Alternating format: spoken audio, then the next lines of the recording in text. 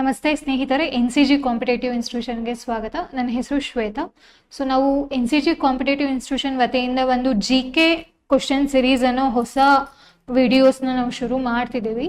ಇದು ನಿಮಗೆ first episode ಆಗಿರುತ್ತೆ. ಆ್ಯಂಡ್ ಈ ಕ್ವಶನ್ಸ್ ಬಂತು ಅಂತ ಅಂದರೆ ನಿಮಗೆ IAS ಇಂದ ಹಿಡಿದು PC ವರೆಗೂ ಸಹ KS ಇರ್ಬೋದು, PDO ಇರ್ಬೋದು, FD, SDA, PSI ಈ ಎಕ್ಸಾಮ್ಸ್ಗಳಿಗೆ AE, JE ನೀವು ಯಾವುದೇ ಕಾಂಪಿಟೇಟಿವ್ ಎಕ್ಸಾಮ್ಸ್ಗಳನ್ನ ತಗೊಂಡಾಗ ಸೊ ಅದರಲ್ಲಿ ಏನು GK ಕ್ವಶನ್ಸ್ಗಳು ರೈಸ್ ಆಗುತ್ತೋ ಅದೆಲ್ಲದಕ್ಕೂ ಕೂಡ ನಿಮ್ಗೆ ಇದು ಹೆಲ್ಪ್ಫುಲ್ ಆಗುತ್ತೆ. And at the same time ನಿಮಗೆ ಇನ್ನೊಂದೇನಪ್ಪ ಅಂತ ಅಂದರೆ ಇದರಲ್ಲಿ ಹಿಸ್ಟ್ರಿ, ಜಿಯೋಗ್ರಫಿ, ಎಕನಾಮಿಕ್ಸು ಮತ್ತು ಪಾಲಿಟಿ ಎಲ್ಲ ತರಹದ ಸಬ್ಜೆಕ್ಟು ಕೂಡ ನಿಮ್ಗೆ ಇಲ್ಲಿ ಇನ್ಕ್ಲೂಡ್ ಆಗಿರುತ್ತೆ. ಆ್ಯಂಡ್ ಐ ಹೋಪ್ ಇದು ನಿಮಗೆ ಅಪ್ಕಮಿಂಗ್ ಎಕ್ಸಾಮ್ಸ್ಗಳು ಏನಿದೆಯೋ ಅದು ನಿಮಗೆ ಹೆಲ್ಪ್ ಆಗುತ್ತೆ ಅಂತ. ಓಕೆನಾ, ಲೆಟ್ಸ್ ಸ್ಟಾರ್ಟ್.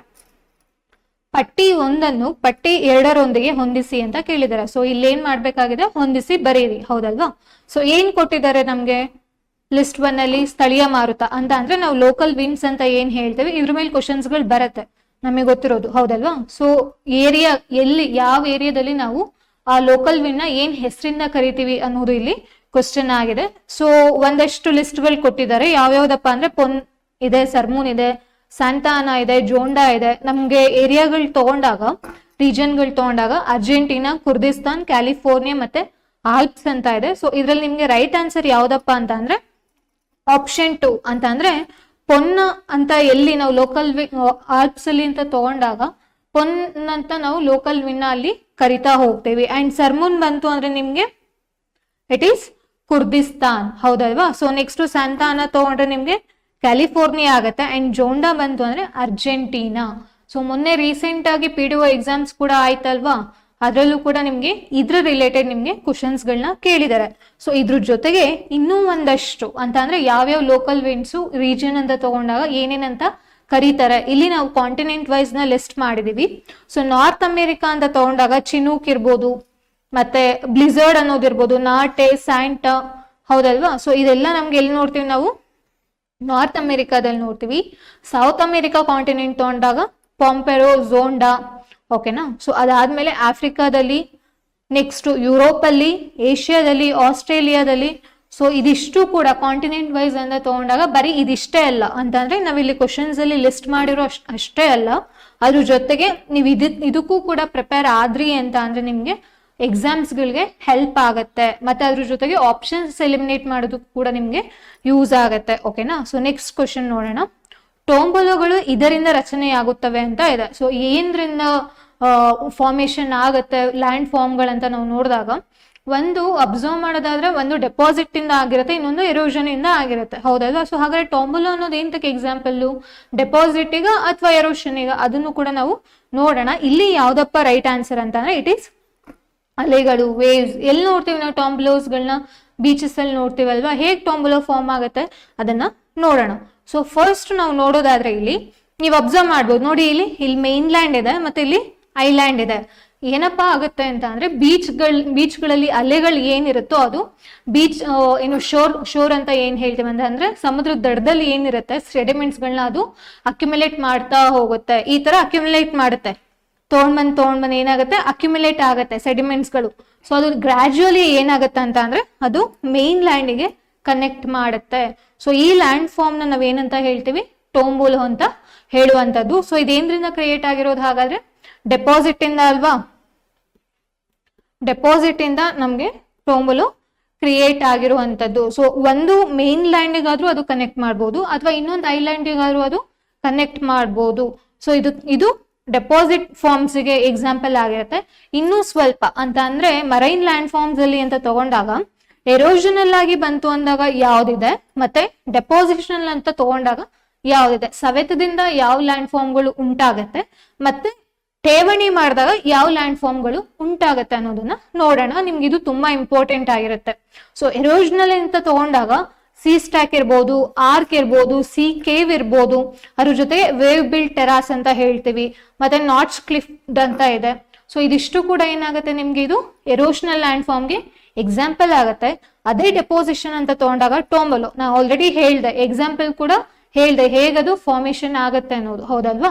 ಸೊ ಅದ್ರ ಜೊತೆಗೆ ಬ್ಯಾರಿಯರ್ ಸ್ಪಿಟ್ ಇರ್ಬೋದು, ಬೇ ಬ್ಯಾರಿಯರ್ ಇರ್ಬೋದು, ಲಗೂನ್, ಬೀಚ್, ಟೈಡಲ್ ಇನ್ಲೆಟ್, ಇದೆಲ್ಲ ಏನು ಡೆಪೋಸಿಷನ್ ಲ್ಯಾಂಡ್ ಫಾರ್ಮ್ಗೆ ಇದು ಎಕ್ಸಾಂಪಲ್ ಆಗಿರುತ್ತೆ. ಸೊ ಇಲ್ಲಿ ಡಿಸ್ಕಸ್ ಮಾಡಿರೋ ಎರಡೂ ಕ್ವಶನ್ ಕೂಡ ನಿಮ್ಗೆ ತುಂಬಾ ಇಂಪಾರ್ಟೆಂಟ್. ಓಕೆನಾ, ಮೂರನೇ ಕ್ವಶನ್ಗೆ ಹೋಗೋಕ್ಕಿಂತ ಮುಂಚೆ ಒಂದು ಇಂಪಾರ್ಟೆಂಟ್ ಅನೌನ್ಸ್ಮೆಂಟ್ ಇದೆ.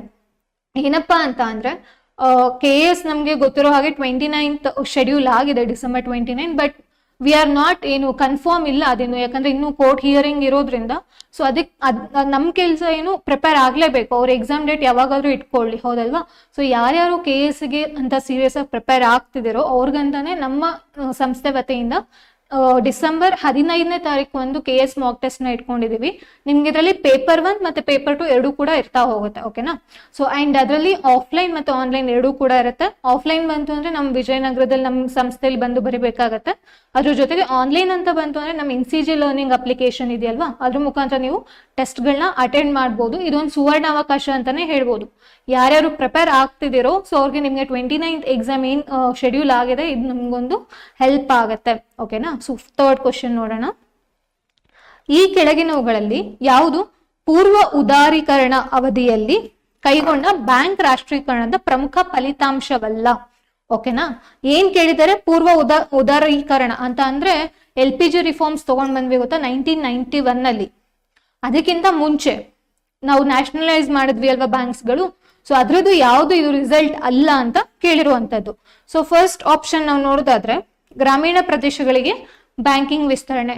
ನಾನು ಆಪ್ಷನ್ಸ್ ನ ಹೇಳೋದಕ್ಕಿಂತ ಮುಂಚೆ ಒಂದಷ್ಟು ಇನ್ಫಾರ್ಮೇಶನ್ ನ ಕೊಡ್ತಿದ್ದೀನಿ. ಸೊ ಏನಪ್ಪಾ ಅಂತ ಅಂದ್ರೆ 1951 ಅಲ್ಲಿ ನಾವು ಯಾವಾಗ ಫಸ್ಟ್ 5-year ಪ್ಲಾನ್ ನ ಲಾಂಚ್ ಮಾಡಿದ್ವಿ, ಅವಾಗ ನಾವು ಸೋಷಿಯಲಿಸ್ಟಿಕ್ ಪ್ರಿನ್ಸಿಪಲ್ ಅಂತ ಅಂದ್ರೆ ಸಮಾಜವಾದ ತತ್ವ ಏನ್ ಹೇಳ್ತೀವಿ ಅದನ್ನ ನಾವು ಅಡಾಪ್ಟ್ ಮಾಡ್ಕೊಳ್ತೀವಿ. ಟಿಲ್ 1968 ವರ್ಗೂ ಕೂಡ ಏನಾಗತ್ತಂತ ಅಂದ್ರೆ ಈ ವಾಣಿಜ್ಯ ಬ್ಯಾಂಕ್ಗಳಂತ ಏನ್ ಹೇಳ್ತೀವಿ ನಾವು, ಕಮರ್ಷಿಯಲ್ ಬ್ಯಾಂಕ್ಸ್ ಅಂತ ಏನ್ ಹೇಳ್ತೀವಿ, ಇದೆಲ್ಲ ಏನಾಗುತ್ತೆ ಬರೀ ನಗರಗಳಲ್ಲಿ ಮಾತ್ರ ಇದು ಲೊಕೇಟ್ ಆಗ್ಬಿಟ್ಟಿರತ್ತೆ. ಅಂತಂದ್ರೆ ಗ್ರಾಮೀಣ ಪ್ರದೇಶಗಳಲ್ಲಿ ನಾವು ಇದನ್ನ ನೋಡ್ತಿರಲ್ಲ. ಓಕೆನಾ, ಸೊ ಈ ವಾಣಿಜ್ಯ ಬ್ಯಾಂಕ್ಗಳು ತುಂಬಾ ಈ ದೊಡ್ಡ ದೊಡ್ಡ ಇಂಡಸ್ಟ್ರಿಯಲಿಸ್ಟ್ ಗಳಂತ ಏನ್ ಹೇಳ್ತೀವಿ ಅವರು ಅದನ್ನ ಮೇಂಟೈನ್ ಮಾಡ್ತಿರ್ತಾರೆ. ಸೊ ಅದ್ರಲ್ಲಿ ಕೃಷಿಕರಿಗೆ ಇರ್ಬೋದು ಅಥವಾ ಕೃಷಿ ವಲಯಕ್ಕೆ ಸಾಲ ಸಿಗೋದು ತುಂಬಾ ಕಷ್ಟ ಆಗ್ತಿರುತ್ತೆ. 2% ಅಷ್ಟು ಕೂಡ ಸಿಗೋದು ಕೂಡ ಏನಾಗ್ತಿರುತ್ತೆ, ಕಷ್ಟ ಆಗ್ತಿರುತ್ತೆ. ಸೊ ಅದಕ್ಕೋಸ್ಕರ ಅಂತಾನೆ ಜುಲೈ 1969 ಅಲ್ಲಿ ದೇಶದ 14 ಅತಿ ದೊಡ್ಡ ವಾಣಿಜ್ಯ ಬ್ಯಾಂಕ್ಗಳನ್ನ ನಾವೇನ್ ಮಾಡ್ತೀವಿ, ನ್ಯಾಷನಲೈಸ್ ಮಾಡ್ತೀವಿ. ಕಮರ್ಷಿಯಲ್ ಬ್ಯಾಂಕ್ಸ್ ಗಳನ್ನ ನಾವು ಖಾಸಗಿ ವಾಣಿಜ್ಯ ಬ್ಯಾಂಕ್ಗಳನ್ನ ಏನ್ ಮಾಡ್ತೀವಿ, ನ್ಯಾಷನಲೈಸ್ ಮಾಡ್ತೀವಿ. ಸೊ ಅದ್ರದ್ದು ಫಲಿತಾಂಶಗಳು ಏನಾಯ್ತು ಅಂತ ಅಂದ್ರೆ ಫಸ್ಟ್ ಆಪ್ಷನ್ ಗ್ರಾಮೀಣ ಪ್ರದೇಶಗಳಿಗೆ ಬ್ಯಾಂಕಿಂಗ್ ವಿಸ್ತರಣೆ ಆಯ್ತು. ಅದ್ರ ಜೊತೆಗೆ ಈ ಬ್ಯಾಕ್ವರ್ಡ್ ಏರಿಯಾಸ್ ಗಳಂತ ಏನ್ ಕರಿತೀವಿ, ಹಿಂದುಳಿದ ಪ್ರದೇಶಗಳು, ಅಲ್ಲಿಗೂ ಕೂಡ ವಿಸ್ತರಣೆ ಆಯ್ತು. ಮತ್ತೆ ಖಾಸಗಿ ಉದ್ಯಮ ಯಾರಾದ್ರೂ ಶುರು ಮಾಡ್ಬೇಕು ಅಂತ ಅಂತಿದ್ರೆ ಅವ್ರಿಗೂ ಕೂಡ ಸಾಲ ಸಿಗೋ ಅಷ್ಟಾಯ್ತು. ಮತ್ತೆ ಉತ್ಪಾದನಾ ವಲಯಕ್ಕೂ ಕೂಡ ಸಾಲ ಸಿಗೋ ತರ ಆಯ್ತು. ಸೊ ಇದ್ರಲ್ಲಿ ಯಾವುದು ನಮ್ಗೆ ರೈಟ್ ಆನ್ಸರ್ ಅಲ್ಲ ಅಂತ ಅಂದ್ರೆ ಬ್ಯಾಂಕುಗಳ ಲಾಭದಾಯಕತೆಯ ಹೆಚ್ಚಳ, ಇದು ನಮ್ಗೆ ಇದರ ಫಲಿತಾಂಶ ಆಗಿರ್ಲಿಲ್ಲ. ಓಕೆನಾ, ಉಳಿತಾಯದ ಸಜ್ಜುಗೊಳಿಸ್ಬೇಕೆ, ಹೌದಲ್ವಾ? ಸೊ ಇವಾಗ ರೂರಲ್ ಏರಿಯಾಸ್ಗೆಲ್ಲ ಬ್ಯಾಂಕ್ ಸಿಸ್ಟಮ್ ಹೋಯ್ತು ಅಂತ ಅಂದಾಗ ಅವರಲ್ಲಿ ಏನು ಉಳಿತಾಯ ಮಾಡುವಂತ ಅವಕಾಶ ಕೂಡ ಅವ್ರಿಗೆ ಸಿಕ್ತು ಅಂತ ಹೇಳ್ಬೋದು. ಸಣ್ಣ ಪ್ರಮಾಣದ ಕೈಗಾರಿಕಾ ಘಟಕಗಳಿಗೆ ಬ್ಯಾಂಕ್ ಸಾಲದಲ್ಲಿ ಹೆಚ್ಚಳ, ಹೌದು. ಎಲ್ಲಾ ಸೆಕ್ಟರ್ಸ್ಗೂ ಕೂಡ ಮೇಜರ್ ಆಗಿ ನಾವು ನೋಡೋದಾದ್ರೆ ಉತ್ಪಾದನಾ ವಲಯ ಅಂತ ಏನ್ ಹೇಳ್ತೀವಿ ಅದಕ್ಕೆ ಸಾಲ ಸಿಗೋ ತರ ಆಯ್ತು. ಮತ್ತೆ ಯಾರಾದ್ರೂ ಪ್ರೈವೇಟ್ ಎಂಟರ್ಪ್ರೈಸಸ್ ಗಳನ್ನ ಶುರು ಮಾಡ್ತಾರೆ ಅಂತ ಅಂದ್ರೆ ಅವ್ರಿಗೂ ಕೂಡ ಸಾಲ ಸಿಗೋ ತರ ಆಯ್ತು. ಸೊ ಇದು ಬ್ಯಾಂಕ್ ನ್ಯಾಷನಲೈಸೇಷನ್ ಮಾಡಿದ್ರಿಂದ ಇಷ್ಟು ನಮ್ಗೆ ಪ್ರಯೋಜನ ಆಯ್ತು ಅಂತಾನೆ ಹೇಳ್ಬೋದು. ಸೊ ಇನ್ನೊಂದು ಇಂಪಾರ್ಟೆಂಟ್ ನೋಡಿ, ಇಲ್ಲೊಂದು ಕಾನ್ಸೆಪ್ಟ್ ಇದೆ, ಪ್ರಾಥಮಿಕ ಕೃಷಿ ಸಾಲ ಸೊಸೈಟಿ. ಕೆಲವೊಬ್ರು ಇದನ್ನ ಕೇಳಿರ್ತಾರೆ, ಕೆಲವೊಬ್ರು ಕೇಳಿರಲ್ಲ. ಪ್ರೈಮರಿ ಅಗ್ರಿಕಲ್ಚರಲ್ ಕ್ರೆಡಿಟ್ ಸೊಸೈಟಿ ಅಂತ ಹೇಳ್ತೀವಿ. ಸೊ ಇದನ್ನ ನಾವು ನೋಡಿದಾಗ ಇದಕ್ಕೆ ಸಂಬಂಧಿಸಿದಂತ ಒಂದಷ್ಟು ಹೇಳಿಕೆಗಳನ್ನ ಕೊಟ್ಟಿದ್ದಾರೆ. ಅದ್ರಲ್ಲಿ ಯಾವ್ದು ಕರೆಕ್ಟ್ ಯಾವ್ದು ರಾಂಗ್ ಅನ್ನೋದನ್ನ ನಾವು ಐಡೆಂಟಿಫೈ ಮಾಡೋಣ. ಫಸ್ಟ್ ಸ್ಟೇಟ್ಮೆಂಟ್ ನೋಡೋದಾದ್ರೆ ಪ್ಯಾಕ್ಸ್ ಅಲ್ಪಾವಧಿಯ ಕೃಷಿ ಸಾಲಗಳನ್ನು ಒದಗಿಸುತ್ತದೆ. ರೈತರು ತಮ್ಮ ಅವಶ್ಯಕತೆಗಳನ್ನು ಪೂರೈಸಲು ಸಾಲವನ್ನು ಪಡೆಯಬಹುದು ಅಂತ ಕೇಳಿದ್ದಾರೆ.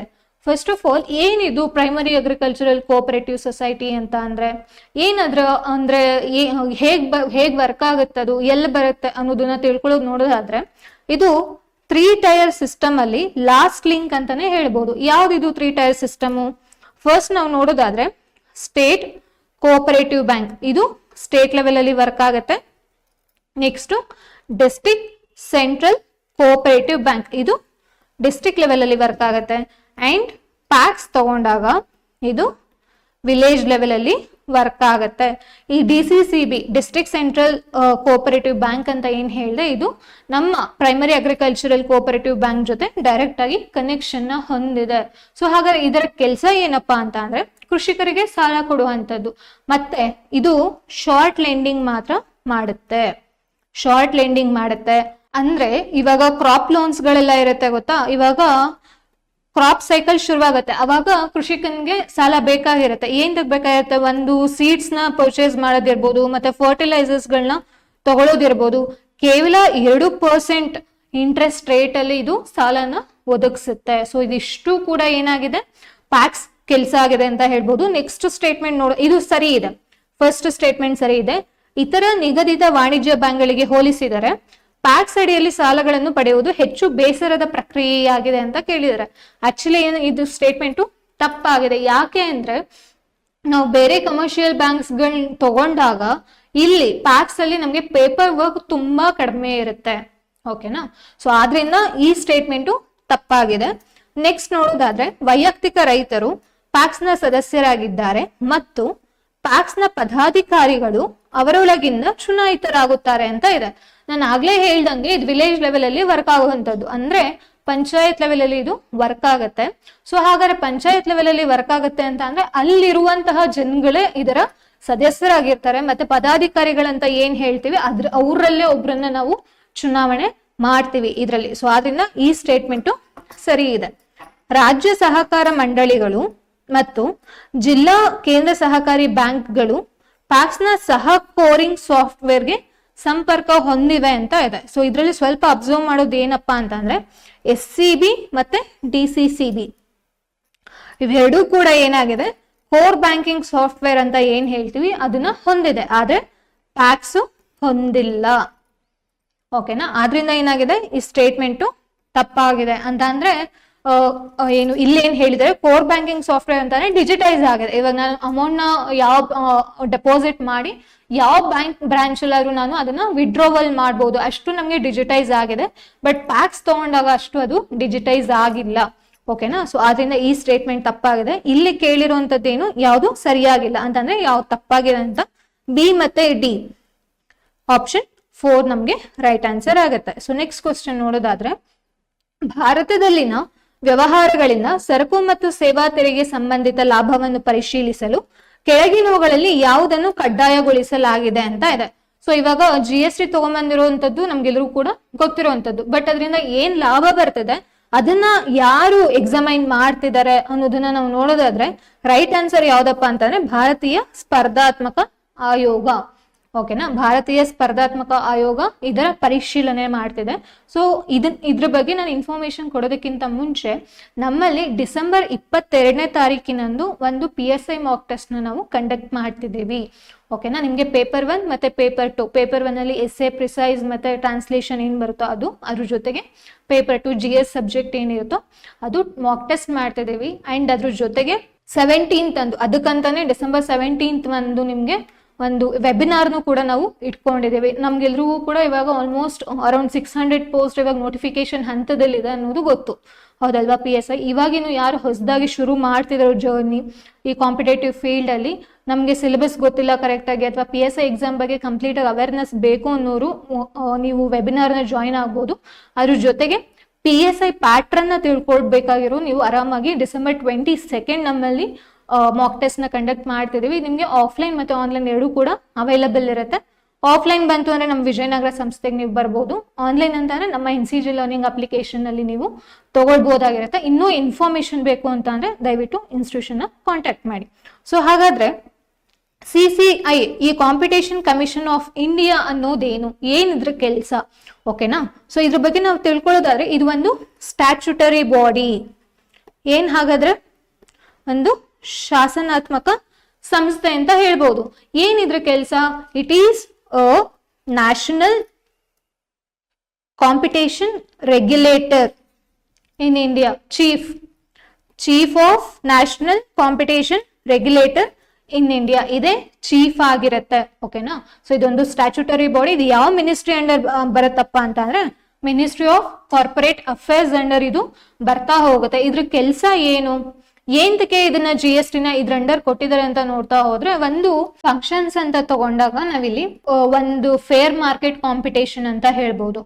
ಯಾಕೆ ಅಂತಂದ್ರೆ ಇವಾಗ ಆಂಟಿ ಟ್ರಸ್ಟ್ ಏನು ವಾಚ್ ಡಾಗ್ ಆಗಿ ಕೂಡ ಕೆಲಸ ಮಾಡುತ್ತೆ. ಅಂಡ್ ನಾವಿಲ್ಲಿ ಏನಾದ್ರು ಇವಾಗ ಮಾರ್ಕೆಟ್ ಕಾಂಪಿಟೇಷನ್ ಅಲ್ಲಿ ಏನಾದ್ರು ಒಂದು ಹಾರ್ಮ್ಫುಲ್ ಆಕ್ಟಿವಿಟೀಸ್ಗಳನ್ನ ನಡೀತಿತ್ತು ಅಂತಾನೆ ಇದು ಪ್ರಿವೆಂಟ್ ಮಾಡುತ್ತೆ, ಮತ್ತೆ ಕನ್ಸ್ಯೂಮರ್ ಇಂಟ್ರೆಸ್ಟ್ ನ ಇದು ಕಾಪಾಡುತ್ತೆ. ನಾವು ಕಂಪನೀಸ್ ಆಕ್ಟ್ 2002 ಇದ್ರ ಅಂಡರ್ ಇದನ್ನ ಎಸ್ಟಾಬ್ಲಿಷ್ ಮಾಡಿದೀವಿ. ನಾವು GST ನ ಇದಕ್ಕೆ ಯಾವಾಗ ಅಥಾರಿಟಿ ಕೊಟ್ವಿ ಅಂತ ಅಂದ್ರೆ 1 ನವೆಂಬರ್ 2022 ಇದಕ್ಕೆ ನಾವು ಆ ಅಥಾರಿಟಿನ ಕೊಟ್ವಿ. ಅಂತಂದ್ರೆ ಇಲ್ಲಿ ಕೇಳಿದಾರಲ್ವಾ GST ಇದು ಯಾವಾಗ ಅಂದ್ರೆ ಪರಿಶೀಲನೆ ಮಾಡ್ಲಿಕ್ಕೆ, ಅದರಿಂದ ಬರುವಂತಹ ಲಾಭನ ಪರಿಶೀಲನೆ ಮಾಡ್ಲಿಕ್ಕೆ ಅಥಾರಿಟಿ ನಾವು ಅದಕ್ಕೆ ಯಾವಾಗ ಕೊಟ್ವಿ ಅಂತಂದ್ರೆ 1 ನವೆಂಬರ್ 2022 ನಾವು ಇದಕ್ಕೆ ಕೊಟ್ಟಿರ್ತೀವಿ. ಸೊ ನೆಕ್ಸ್ಟ್ ಕ್ವಶನ್ ನೋಡೋಣ. ಸಂಗಮ್ ಪಠ್ಯಗಳಲ್ಲಿ ಕಡೈಸಿಯಾರ್ ಮತ್ತು ಆಡಿಮೈ ಈ ಕೆಳಗಿನ ಯಾವುದನ್ನು ಉಲ್ಲೇಖಿಸುತ್ತದೆ ಅಂತ ಕೇಳಿದ್ದಾರೆ. ಸೊ ಒಂದು ಇದು ಹಿಸ್ಟ್ರಿ ಕ್ವಶನ್, ಇದು ಎಲ್ರಿಗೂ ಕೂಡ ಗೊತ್ತಿರುವಂತದ್ದು ಹೌದಲ್ವಾ. ನಾವಿಲ್ಲಿ ಎಕನಾಮಿನೂ ಡಿಸ್ಕಸ್ ಮಾಡಿದ್ವಿ, ಅದ್ರ ಜೊತೆಗೆ ಇವಾಗ ಹಿಸ್ಟ್ರಿ ಡಿಸ್ಕಸ್ ಮಾಡ್ತಿದೀವಿ, ಜಿಯೋಗ್ರಫಿ ಡಿಸ್ಕಸ್ ಮಾಡಿದ್ವಿ ಹೌದಲ್ವಾ. ಸೊ ಇಷ್ಟು ನಿಮ್ಗೆ ಏನಾಗುತ್ತೆ, ಎಲ್ಲಾನು ಕೂಡ ನಿಮ್ಗೆ ಇಲ್ಲಿ ಮಿಕ್ಸ್ ಇದೆ, ಒಂದೇ ಸೆಪರೇಟ್ ಎಕನಾಮಿ ಸೆಪರೇಟ್ ಜಿಯೋಗ್ರಫಿ ಅಂತ ಅಲ್ಲ. ಸೊ ಅದಕ್ಕೆ ಹೇಳಿದ್ದು ನಿಮ್ಗೆ ಇದು ಎಲ್ಲ ಕಾಂಪಿಟೇಟಿವ್ ಎಕ್ಸಾಮ್ಸ್ಗೂ ಕೂಡ ಯೂಸ್ ಆಗತ್ತೆ ಅಂತ. ಸೊ ಹಾಗಾದ್ರೆ ಇದು ರೈಟ್ ಆನ್ಸರ್ ಯಾವ್ದಪ್ಪ ಅಂತ ಅಂದ್ರೆ ಭೂರಹಿತ ಕಾರ್ಮಿಕರಿಗೆ ಅಂತಾನೆ ಲ್ಯಾಂಡ್ಲೆಸ್ ಲೇಬರರ್ಸ್ಗೆ ನಾವು ಕಡೈಸಿಯರ್ ಮತ್ತೆ ಅಡಿಮೈ ಅಂತ ಉಲ್ಲೇಖ ಮಾಡ್ತಿದ್ವಿ. ಸೊ ಹಾಗಾದ್ರೆ ದೊಡ್ಡ ಭೂ ಮಾಲೀಕರಿಗೆ ನಾವ್ ಏನಂತ ಹೇಳ್ತಿದ್ವಿ ಅಂತ ಅಂದ್ರೆ ವೆಳ್ಳವರ್ ಅಂತ ಹೇಳ್ತಿದ್ವಿ. ಮತ್ತೆ ಸಾಮಾನ್ಯ ಉಳುಮೆಗಾರರಿಗೆ ಬಂತು ಅಂದ್ರೆ ಉಜವರ್. ಓಕೆನಾ, ನೀವು ಇದನ್ನ UZHAVAR ಅಂತ ಬರ್ಕೊಬಹುದು. ಸೊ ಇದೆಲ್ಲ ತಮಿಳ್ ವರ್ಡ್ಸ್, ಸಂಗಮ್ ನಾವಲ್ಲೇ ಅಲ್ವಾ ನೋಡೋದು. ಸೊ ಆದ್ರಿಂದ ನಿಮ್ಗೆ ಕಡೈಸಿಯರ್ ಅಡಿಮೈ ಅಂತ ಬಂತು ಅಂದ್ರೆ ಅದು ಭೂರಹಿತ ಕಾರ್ಮಿಕರಿಗೆ ನಾವು ಉಲ್ಲೇಖ ಮಾಡ್ತಿದ್ವಿ. ಸಾಮಾನ್ಯ ಉಳುಮೆಗಾರರಿಗೆ ಉಜಾವರ್ ಅಂತ, ದೊಡ್ಡ ಭೂ ಮಾಲೀಕರಿಗೆ ವೆಳ್ಳವರ್ ಅಂತ ಕರಿತಿದ್ವಿ. ಓಕೆನಾ. ಸೊ ನೆಕ್ಸ್ಟ್ ಕ್ವಶನ್ ನೋಡೋಣ. ಹಸಿರು ಬಾಂಡ್ಗಳಿಗೆ ಸಂಬಂಧಿಸಿದಂತೆ ಕೆಳಗಿನ ಯಾವ ಹೇಳಿಕೆಗಳು ತಪ್ಪಾಗಿದೆ ಅಂತ ಕೇಳಿದ್ದಾರೆ. So green bonds related statements ಗಳನ್ನ ಕೊಟ್ಟಿದ್ದಾರೆ, ಅದು ಪ್ರಚಲಿತದಲ್ಲಿರುವಂತದ್ದಲ್ವಾ. ಸೊ ಅದ್ರ ಬಗ್ಗೆ ಸ್ವಲ್ಪ ಇನ್ಫಾರ್ಮೇಶನ್ ನಾವು ತಿಳ್ಕೊಳ್ಳೋಣ. ಇದನ್ನು ಯಾವುದೇ ಉನ್ನತ ಸಂಸ್ಥೆ, ಅಂತರ್ ಸರ್ಕಾರಿ ಗುಂಪುಗಳು ಅಥವಾ ಮೈತ್ರಿಗಳು ಮತ್ತು ಕಾರ್ಪೊರೇಟ್ಗಳು ನೀಡುವ ಬಾಂಡ್ ಆಗಿದೆ. ಇದು ರೈಟ್ ಆನ್ಸರ್. ಓಕೆನಾ. ಸೊ ನೆಕ್ಸ್ಟ್ ಸ್ಟೇಟ್ಮೆಂಟ್ ಓದೋದಾದ್ರೆ, ಈ ಬಾಂಡ್ಗಳ ಆದಾಯವನ್ನು ಪರಿಸರ ಸಮರ್ಥನೀಯ ಎಂದು ವರ್ಗೀಕರಿಸಿದ ಯೋಜನೆಗಳಿಗೆ ಬಳಸಿಕೊಳ್ಳಲಾಗುತ್ತದೆ. ಅದಕ್ಕೆ ನಾವು ಅದನ್ನ ಗ್ರೀನ್ ಬಾಂಡ್ ಅಂತ ಕರೆಯೋದು. ಅಂತ ಅಂದ್ರೆ ಎನ್ವೈರನ್ಮೆಂಟ್ ಓರಿಯೆಂಟೆಡ್ ಪ್ರಾಜೆಕ್ಟ್ಸ್ ಗಳು ಏನಿದೆ ಅದಕ್ಕೆ ಮಾತ್ರ ನಾವು ಗ್ರೀನ್ ಬಾಂಡ್ ನ ಬಳಸ್ತಾ ಇದ್ದೀವಿ. ಸೊ ಅದಕ್ಕೆ ರೀಸನ್ ಏನು ಅಂತ ತಿಳ್ಕೊಳ್ಳೋಣ. ನೆಕ್ಸ್ಟ್ ಸ್ಟೇಟ್ಮೆಂಟ್ ಓದೋದಾದ್ರೆ, ಉನ್ನತ ಹಸಿರು ಬಾಂಡ್ ನ ಫ್ರೇಮ್ ವರ್ಕ್ ಅನ್ನು ಸರ್ಕಾರವು ನವೆಂಬರ್ 9, 2021 ನೀಡಿತು ಅಂತ ಇದೆ. ಸೊ ಇವಾಗ ಒಂದು ಸ್ಕೀಮ್ ಅಥವಾ ಒಂದು ಪ್ಲಾನ್ ಏನೇ ನಾವು ಜಾರಿಗೆ ತಗೋಬರ್ತಿದೀವಿ ಅಂತಂದ್ರೆ ಅದಕ್ಕಂತ ಒಂದು ಚೌಕಟ್ಟು ಬೇಕಾಗತ್ತೆ, ಅಂತ ಅಂದ್ರೆ ರೂಲ್ಸ್ ಅಂಡ್ ರೆಗ್ಯುಲೇಷನ್ಸ್ ಬೇಕಾಗತ್ತೆ ಹೌದಲ್ವಾ. ಸೊ ಹಾಗಾದ್ರೆ ಗ್ರೀನ್ ಬಾಂಡಿಗೆ ಬಂತು ಅಂದಾಗ ಅದನ್ನ ಸರ್ಕಾರ ಯಾವಾಗ ನೀಡ್ತಪ್ಪ ಅಂತ ಅಂದ್ರೆ ಇದು 2022 ಆಗ್ಬೇಕು. ನವೆಂಬರ್ 9, 2022 ಸರ್ಕಾರ ಕೊಡುತ್ತೆ. ಸೊ ಆದ್ರಿಂದ ಇಲ್ಲಿ 21 ಕೊಟ್ಟಿರೋದ್ರಿಂದ ಈ ಸ್ಟೇಟ್ಮೆಂಟ್ ಏನಾಗುತ್ತೆ, ತಪ್ಪಾಗತ್ತೆ. ನೆಕ್ಸ್ಟ್ ಸ್ಟೇಟ್ಮೆಂಟ್ ಓದುವ. ಕಳೆದ ಕೆಲವು ವರ್ಷಗಳಲ್ಲಿ ಹವಾಮಾನ ಬದಲಾವಣೆಯ ಬೆದರಿಕೆಗಳು ಮತ್ತು ಸಂಬಂಧಿತ ಸವಾಲುಗಳನ್ನು ಎದುರಿಸಲು ಈ ಬಾಂಡ್ಗಳು ಪ್ರಮುಖ ಹಣಕಾಸು ಸಾಧನವಾಗಿ ಹೊರಹೊಮ್ಮಿವೆ. ಹೌದು, ಇದರ ಪರ್ಪಸ್ ಅಂತಾನೆ ಹೇಳ್ಬೋದು. ಇನ್ನೊಂದು ಪರ್ಪಸ್ ಅಂತ ಏನು ಅಂತ ಅಂದ್ರೆ, ಇವಾಗ ಕ್ಲೈಮೇಟ್ ಚೇಂಜ್ ಅನ್ನೋದು ತುಂಬಾ ಡೈವರ್ಸಿಫೈ ಆಗಿ ಬೆಳೀತಾ ಹೋಗ್ತದೆ. ಇವಾಗ ಒಂದು ಕ್ಲೈಮೇಟ್ ಚೇಂಜ್ ಅಂತ ಅಂದ್ರೆ ನಿಮ್ಗೆ ಒಂದು ಮಳೆ ಬರೋದ್ರಿಂದ ಇರ್ಬೋದು ಅಥವಾ ನಿಮ್ಗೆ ಫ್ಲಡ್ ಇರ್ಬೋದು, ಪ್ರತಿಯೊಂದು ಕೂಡ ಏನಾಗ್ತದೆ ತುಂಬಾ ವೇರಿ ಆಗ್ತದೆ. ಸೊ ಅದನ್ನ ನಾವು ಮಿಟಿಗೇಟ್ ಮಾಡ್ಲಿಕ್ಕೆ, ಅದನ್ನ ನಾವು ಕಂಟ್ರೋಲಿಗೆ ತಗೊಂಡ್ಬರ್ಲಿಕ್ಕೆ ಈ ಗ್ರೀನ್ ಬಾಂಡ್ ಅನ್ನೋದು ಏನಾಗ್ತದೆ, ಒಂದು ನಮ್ಗೆ ಹಣಕಾಸು ಸಾಧನ ಆಗಿದೆ. ಸೊ ಗ್ರೀನ್ ಬಾಂಡ್ ಅನ್ನೋದು ನಾವು ಎನ್ವೈರನ್ಮೆಂಟ್ ಓರಿಯೆಂಟೆಡ್ಗೆನೆ ಬಳಸಬೇಕಾಗಿರುವಂತದ್ದು. ಸೊ ಇದು ನಮ್ಗೆ ಫೈನಾನ್ಷಿಯಲಿ ನಾವು ಇದನ್ನ ಬಳಸ್ಕೊಳ್ತಾ ಇದೀವಿ. ಸೊ ಗ್ರೀನ್ ಬಾಂಡ್ ರಿಲೇಟೆಡ್ ನಿಮ್ಗೆ ಇಷ್ಟು ಇನ್ಫಾರ್ಮೇಶನ್ ಅವಶ್ಯಕತೆ ಇರುತ್ತೆ. ನೆಕ್ಸ್ಟ್ ಕ್ವಶನ್ ನೋಡೋಣ. ಜನಗಣತಿ 2011 ಅನ್ವಯ ವಿಶೇಷ ಚೇತನರ ಜನಸಂಖ್ಯೆಯು ಕರ್ನಾಟಕದಲ್ಲಿ ಒಟ್ಟು ಜನಸಂಖ್ಯೆಯ ಶೇಕಡ ಎಷ್ಟಿದೆ ಅಂತ ಕೇಳಿದ್ದಾರೆ. ಓಕೆನಾ. ಸೊ ಇಲ್ಲಿ ಫಸ್ಟ್ ಆಫ್ ಆಲ್ ನಾವು ಯಾಕೆ ಸೆನ್ಸಸ್ 2011 ಕನ್ಸಿಡರ್ ಮಾಡಿದೀವಿ ಅಂತಂದ್ರೆ 2021 ಸೆನ್ಸಸ್ ಏನಾಗಿದೆ ಇನ್ನು ಬಂದಿಲ್ಲ ಹೌದಲ್ವಾ. ಎಕನಾಮಿಕ್ ಸರ್ವೇಲಿ ನೀವು ಓದೋದು ಬೇರೆ, ಬಟ್ ಸ್ಟಿಲ್ ಏನಾಗಿದೆ, ನಮಗೆ 2021 ಸೆನ್ಸಸ್ ಎವ್ರಿ ಡಿಕೇಡಿಗೆ ನಾವೇನ್ ಮಾಡ್ತಿದೀವಿ, ಹೌದಾ, ಪ್ರತಿ 10 ವರ್ಷಕ್ಕೆ ನಾವೇನ್ ಮಾಡ್ತಿದೀವಿ ಅದು ಇನ್ನೂ ಕೂಡ ಬಂದಿಲ್ಲ. ಬಿಕಾಸ್ ಆಫ್ ಕೋವಿಡ್ ಇಂದ ನಮ್ಗೆ ಅದು ತುಂಬಾನೇ ಡಿಲೇ ಆಯ್ತು. ಸೊ ಇವಾಗ ನಾವು ಕನ್ಸಿಡರ್ ಮಾಡ್ತಿರೋದು ಯಾವುದು 2011. ಅದ್ರ ಜೊತೆಗೆ ನಿಮ್ಗೆ ಎಕನಾಮಿಕ್ ಸರ್ವೆಲಿ ಯಾವ್ದು ಬರುತ್ತೋ ರೀಸೆಂಟ್ ಡೇಟಾ ಅದು ಅವ್ರು ಮೆನ್ಷನ್ ಮಾಡಿರ್ತಾರೆ. 2011 ಸೆನ್ಸಸ್ ಅನ್ನೋದು it is a fact. Till ನಿಮ್ಗೆ 2021 ಬರೋವರೆಗೂ ಮತ್ತೆ ಅದ್ರಲ್ಲಿ ನಿಮ್ ಕಂಪ್ಯಾರಿಸನ್ ಕೂಡ ಮಾಡ್ತಾರೆ. ಇವಾಗ 2011 ಅಲ್ಲಿ ಇಷ್ಟಿತ್ತು, 2021 ಅಲ್ಲಿ ಎಷ್ಟಾಗಿದೆ. ಸೊ 2011 ಅನ್ನೋದು ಏನಾಗುತ್ತೆ, ಬೇಸ್ ಆಗುತ್ತೆ. ಸೊ ಆದ್ರಿಂದ ನಾ ಈ ಕ್ವಶನ್ ಸೆಲೆಕ್ಟ್ ಮಾಡಿದೀನಿ. ಸೊ ಇದ್ರಲ್ಲಿ ಎಷ್ಟು ಜನ ಇದಾರಪ್ಪ ಒಟ್ಟು ಜನಸಂಖ್ಯೆಗೆ ಕಂಪೇರ್ ಮಾಡ್ಕೊಂಡಾಗ ನಮ್ಮ ಕರ್ನಾಟಕದಲ್ಲಿ ಅಂತ ತಗೊಂಡಾಗ 2.16% ಇದ್ದಾರೆ. ಸೊ ಹಾಗಾದ್ರೆ ನಾವು ನಂಬರ್ಸ್ ಅಲ್ಲಿ ಹೇಳೋದಾಯ್ತು ಅಂದ್ರೆ 13,24,205 ಮೆಂಬರ್ಸ್ ಟೋಟಲ್ ಆಗಿ ನಮ್ಮ ಕರ್ನಾಟಕದಲ್ಲಿ ವಿಶೇಷ ಚೇತನರು ಇದ್ದಾರೆ ಅಂತ ಹೇಳ್ಬೋದು. ನೆಕ್ಸ್ಟ್ ಕ್ವಶನ್ ನೋಡೋಣ. ಕೆಳಗಿನ ಜೋಡಿಗಳನ್ನು ಪರಿಗಣಿಸಿ ಅಂತ ಕೇಳಿದ್ದಾರೆ. ಸೊ ಐಸೋಟೋಪ್ಸ್ ಕೊಟ್ಟಿದ್ದಾರೆ. ಸೈನ್ಸ್ ಕ್ವಶನ್ ಕೂಡ ಮೆನ್ಷನ್ ಮಾಡಿದೀನಿ ಇಲ್ಲಿ. ನೆಕ್ಸ್ಟ್ ಇದ್ರ ಯೂಸಸ್ ಏನ್ ಅಂದ್ರೆ ಅಲ್ಲಿ ಕೊಟ್ಟಿರೋ ಐಸೋಟೋಪ್ಸ್ ಅದನ್ನ ನಮ್ಗೆ ಎಂತಕ್ಕೆ ಉಪಯೋಗ ಆಗುತ್ತೆ ಅನ್ನೋದು. ಓಕೆನಾ. ಸೋಡಿಯಂ 24 ಅನ್ನೋದು ರಕ್ತ ಪರಿಚಲನೆಯ ಅಧ್ಯಯನ ಏನಂತ ಹೇಳ್ತೇವೆ, determine study of blood circulation. Next thallium ಬಂತು ಅಂದ್ರೆ ಹೃದಯ ಅಂಗಾಂಶದಲ್ಲಿನ ಹಾನಿಯನ್ನು ನಿರ್ಧರಿಸಲು. ಓಕೆನಾ. ನೆಕ್ಸ್ಟ್ ಕೊಬಾಲ್ಟ್ 60 ಕ್ಯಾನ್ಸರ್ ರೋಗ ನಿರ್ಣಯ. ಸೊ ಹಾಗಾದ್ರೆ ಇಲ್ಲೇನ್ ಕೇಳಿದ್ದಾರೆ, ಕನೆಕ್ಟಿಂಗ್ ಸ್ಟೇಟ್ಮೆಂಟ್ ಅಲ್ಲಿ ಎಷ್ಟು ಜೋಡಿಗಳು ಸರಿಯಾಗಿದೆ ಅಂತ ಕೇಳಿದರೆ ಇಲ್ಲಿ ಎಲ್ಲಾ 3 ಜೋಡಿಗಳು ಕೂಡ ಏನಾಗಿದೆ, ಸರಿ ಇದೆ ಅಂತ. ಅಂದ್ರೆ ಸೋಡಿಯಂ 24 ನಾವು ಎಂತಕ್ಕೆ ಬಳಸ್ತಿದೀವಿ, ಬ್ಲಡ್ ಸರ್ಕ್ಯುಲೇಷನ್ ಸ್ಟಡಿ ಮಾಡ್ಲಿಕ್ಕೆ. ಥಾಲಿಯಂ 201 ಬಂತು ಅಂದ್ರೆ ಹೃದಯದ ಅಂಗಾಂಶದಲ್ಲಿನ ಹಾನಿಯನ್ನು ನಿರ್ಧರಿಸಲು ಅಂತ ಅಂದ್ರೆ ಏನಾದ್ರೂ ಡ್ಯಾಮೇಜ್ ಆಗಿತ್ತು ಟಿಶ್ಯೂನಲ್ಲಿ ಅಂತ ಅಂದ್ರೆ ಅದನ್ನ ನೋಡ್ಲಿಕ್ಕೆ. ಕೊಬಾಲ್ಟ್ 60 ಬಂತು ಅಂದ್ರೆ ಕ್ಯಾನ್ಸರ್ನ ನಾವು ಡಿಟೆಕ್ಟ್ ಮಾಡ್ಲಿಕ್ಕೆ ನಾವು ಇದನ್ನ ಬಳಸ್ತಿದ್ವಿ. ಇನ್ನು ಬೇರೆ ಐಸೋಟೋಪ್ಗಳನ್ನ ನಾವು ನೋಡೋದಾದ್ರೆ ಅಯೋಡಿನ್ 131 ಇದನ್ನ ನಾವು ಎಂತಕ್ಕೆ ಬಳಸ್ತಿದೀವಿ ಅಂದ್ರೆ ಲೊಕೇಟ್ ಬ್ರೈನ್ ಟ್ಯೂಮರ್ಸ್, ಬ್ರೈನ್ ಅಲ್ಲಿ ಟ್ಯೂಮರ್ಗಳಾಗತ್ತೆ ಗೊತ್ತಾ, ಅದನ್ನ ಐಡೆಂಟಿಫೈ ಮಾಡ್ಲಿಕ್ಕೆ, ಲೊಕೇಟ್ ಮಾಡ್ಲಿಕ್ಕೆ ನಾವು ಅಯೋಡಿನ್ 131 ಬಳಸ್ತೀವಿ. ಅದ್ರ ಜೊತೆಗೆ ಕಾರ್ಡಿಯಾಕ್ ಇರ್ಬೋದು, ಲಿವರ್ ಇರ್ಬೋದು, ಮತ್ತೆ ಥೈರಾಯ್ಡ್ ಆಕ್ಟಿವಿಟಿಗಳನ್ನ ಮಾನಿಟರ್ ಮಾಡ್ಲಿಕ್ಕೆ ನಾವು ಅಯೋಡಿನ್ 131 ಬಳಸ್ತಿದೀವಿ. ಅದ್ರ ಜೊತೆಗೆ ಕಾರ್ಬನ್ 14 ಬಂತು ಅಂದ್ರೆ study metabolism changes for patients with diabetes, gout ಮತ್ತೆ ಅನಿಮಿಯಾ. ಇದಕ್ಕೆ ನಾವು ಕಾರ್ಬನ್ 14 ಬಳಸ್ತಿದ್ರೆ ಕಾರ್ಬನ್ 11 ಬಂತು ಅಂದ್ರೆ tagged on to glucose to monitor organs during PET scan ಅಂತ ಇದೆ. ಏನಿದು PET? ಪಾಸಿಟ್ರಾನ್ ಎಮಿಷನ್ ಟೊಮೊಗ್ರಫಿ ಅಂತ. ಎಂತಕ್ ಬೇಕು ಈ ಸ್ಕ್ಯಾನು? ಇದು ರೇಡಿಯೋ ಆಕ್ಟಿವ್ ಟ್ರೇಸಸ್ ಗಳನ್ನ ಬಳಸ್ಕೊಂಡು ನಮ್ಮ ಬಾಡಿಲಿ ಇರುತ್ತಲ್ವ ಆರ್ಗನ್ಸ್ ಗಳಂತ ಏನ್ ಹೇಳ್ತೀವಿ, ಅಂಗಗಳಂತ ಏನ್ ಹೇಳ್ತೀವಿ, ಅದು ಕರೆಕ್ಟ್ ಆಗಿದ್ಯಾ, ಕರೆಕ್ಟ್ ಆಗಿ ವರ್ಕ್ ಆಗ್ತಿದ್ಯಾ, ಆರ್ಗನ್ಸ್ ಮತ್ತೆ ಟಿಶ್ಯೂಸ್ ಎರಡೂ ಕೂಡ ಕರೆಕ್ಟ್ ಆಗಿ ವರ್ಕ್ ಆಗ್ತಿದ್ಯಾ, ಇನ್ ಕೇಸ್ ಏನಾದ್ರು ಪ್ರಾಬ್ಲಮ್ ಇತ್ತು ಅಂದ್ರೆ ಏನಾದ್ರು ಡಿಸೀಸ್ ಅಕರ್ ಆಗಿದ್ಯಾ. ಸೊ ಇದಕ್ಕೋಸ್ಕರ ನಾವು PET ಸ್ಕ್ಯಾನ್ ನ ಬಳಸುವಂತದ್ದು. ನಿಮ್ಗೆ ಫುಲ್ ಫಾರ್ಮ್ ಕೂಡ ಕೇಳ್ಬೋದು. ಏನ್ ಹೇಳ್ದೆ, ಪಾಸಿಟ್ರಾನ್ ಎಮಿಷನ್ ಟೊಮೊಗ್ರಫಿ ಅಂತ. ಓಕೆನಾ. ಸೊ ನೆಕ್ಸ್ಟ್ ಕ್ವಶನ್ ನೋಡೋಣ. ಡಯಾಬಿಟಿಸ್ ಇನ್ಸಿಪಿಡಸ್ ಯಾವ ಹಾರ್ಮೋನ್ ಕೊರತೆಯಿಂದ ಉಂಟಾಗುತ್ತದೆ ಅಂತ ಕೇಳಿದ್ದಾರೆ. ಸೊ ಇದಕ್ಕೆ ರೈಟ್ ಆನ್ಸರ್ ಯಾವ್ದಪ್ಪ ಅಂತಂದ್ರೆ ಆಂಟಿ ಡಯೂರೆಟಿಕ್ ಹಾರ್ಮೋನ್ ಅಂತ. ಓಕೆನಾ. ಸೊ ಯಾಕೆ ಇದು ಬರುತ್ತೆ, ಈ ರೋಗ ಯಾಕೆ ಬರುತ್ತೆ ಅಂದ್ರೆ ಈ ಹಾರ್ಮೋನ್ ಕೊರತೆಯಿಂದ. ಸೊ ಹಾಗಾದ್ರೆ ಈ ಹಾರ್ಮೋನ್ ಕೆಲಸ ಏನು, ಇದು ಬಾಡಿಲಿ ಇರುವಂತಹ ಅಂತಂದ್ರೆ ಕಿಡ್ನಿಲಿ ಏನ್ ವಾಟರ್ ಇರುತ್ತೋ ಅದನ್ನ ಇದು ರಿಟೈನ್ ಮಾಡುತ್ತೆ, ಮತ್ತೆ ಇದು ಡಿಹೈಡ್ರೇಷನ್ ನ ಪ್ರಿವೆಂಟ್ ಮಾಡುತ್ತೆ. ಇನ್ ಕೇಸ್ ಈ ಹಾರ್ಮೋನ್ ಇಲ್ಲ ಅಂತ ಅಂದ್ರೆ ಈ ರೋಗ ಬರುತ್ತೆ. ಈ ರೋಗ ಬಂತು ಅಂದ್ರೆ ಏನಾಗುತ್ತೆ ಅಂದ್ರೆ ನಿಮ್ಗೆ ಡಿಹೈಡ್ರೇಷನ್ ಪ್ರಾಬ್ಲಮ್ ಆಗುತ್ತೆ, ಮತ್ತೆ ಕಿಡ್ನಿಲಿ ವಾಟರ್ ರಿಟೈನ್ ಆಗಲ್ಲ, ನಿಮ್ಗೆ ಏನು ಫ್ರೀಕ್ವೆಂಟ್ ಯೂರಿನೇಷನ್ಗೆ ನಿಮ್ಗೆ ಇದು ಅಕ್ಕರ್ ಆಗುತ್ತೆ. ಸೊ ಈ ಹಾರ್ಮೋನ್ ಎಲ್ಲಿ ಪ್ರೊಡ್ಯೂಸ್ ಆಗುತ್ತೆ ಅಂತ ಅಂದ್ರೆ ಬ್ರೈನ್ ಅಲ್ಲಿ ಇರುವಂತಹ ಹೈಪೋಥಲಮಸ್ ಅಲ್ಲಿ ಇದು ಪ್ರೊಡ್ಯೂಸ್ ಆಗತ್ತೆ. ಓಕೆನಾ. ಸೊ ಇದು ಕೂಡ ನಿಮ್ಗೆ ಇಂಪಾರ್ಟೆಂಟ್ ಆಗುತ್ತೆ. ಇದನ್ನ ನಾವು ADH ಅಂತ ಹೇಳ್ತೀವಿ, ಆಂಟಿ ಡಯೂರೆಟಿಕ್ ಹಾರ್ಮೋನ್ ಅಂತ. ಇದನ್ನ ನಾವು ವ್ಯಾಸೋಪ್ರೆಸಿನ್ ಅಂತ ಕೂಡ ಕರಿತೀವಿ. ಓಕೆನಾ. ಇದ್ರ ಹೆಸರು ಏನಂತ ಅಂದ್ರೆ ಇನ್ನೊಂದು ಹೆಸರು ವ್ಯಾಸೋಪ್ರೆಸಿನ್ ಆಗಿರುತ್ತೆ.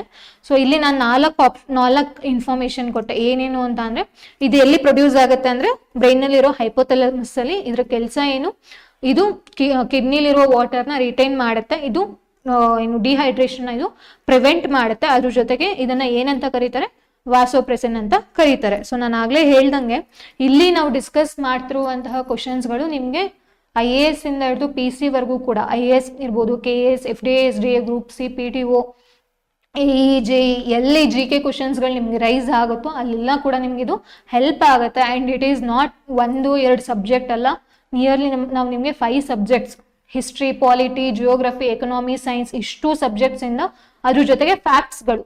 ಓಕೆನಾ? ಸೊ ಇಷ್ಟು ಕೂಡ ನಾವು ಜಿ ಕೆ ಇರ್ಬೋದು, ಜನರಲ್ ನಾಲೆಡ್ಜ್ ಕ್ವಶನ್ಸ್ಗಳಿರ್ಬೋದು, ಮತ್ತೆ ಫ್ಯಾಕ್ಟ್ಸ್ಗಳು, ಇಷ್ಟು ಕೂಡ ನಾವು ನಿಮಗೆ ಇಲ್ಲಿ ಈ ವಿಡಿಯೋ ಮುಖಾಂತರ ನಾವು ನಿಮಗೆ ಕೊಡ್ತಿದ್ದೀವಿ. ಸೊ ಇದು ನಿಮಗೆ ತುಂಬ ಹೆಲ್ಪ್ ಆಗುತ್ತೆ ಅಂತ ನಾವು ಅಂದ್ಕೊಂಡಿದ್ದೀವಿ. ಈ ಸಿರೀಸ್ಗಳು ನಿಮ್ಗಿನ್ನು ಕಂಟಿನ್ಯೂ ಆಗುತ್ತೆ. ಇದು ಫಸ್ಟ್ ಸೆಷನ್ ಆಗಿರುತ್ತೆ, ಫಸ್ಟ್ ಎಪಿಸೋಡ್ ಆಗಿರುತ್ತೆ. ಸೊ ನೆಕ್ಸ್ಟ್ ಎಪಿಸೋಡಲ್ಲಿ ಮತ್ತೆ ಸಿಗೋಣ. Thank you.